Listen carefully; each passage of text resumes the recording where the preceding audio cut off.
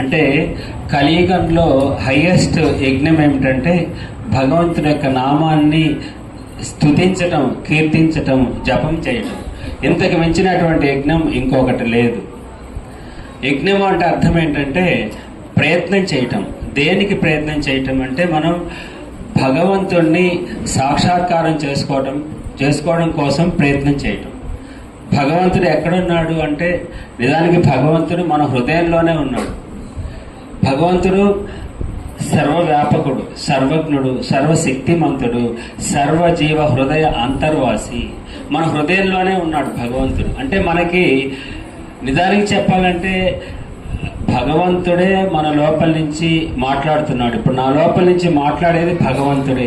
ఆ భగవంతుడి యొక్క శక్తి వల్ల మనం అందరం వినగలుగుతున్నాం, చూడగలుగుతున్నాం, శ్వాస తీసుకుంటున్నాం.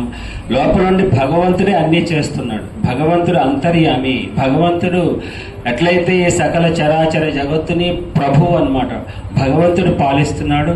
అట్లే మన హృదయం లోపలుండి అంతర్యామి రూపంలో మన శరీరంలో ఉండేటువంటి అన్నింటినీ కూడా భగవంతుడే నియమిస్తున్నాడు, భగవంతుడే పాలిస్తున్నాడు. కాబట్టి నిజం చెప్పాలంటే ఒక్క మాటలో అసలు భగవంతుడు తప్ప రెండో పదార్థం ఈ ప్రపంచంలో ఏమీ లేదు.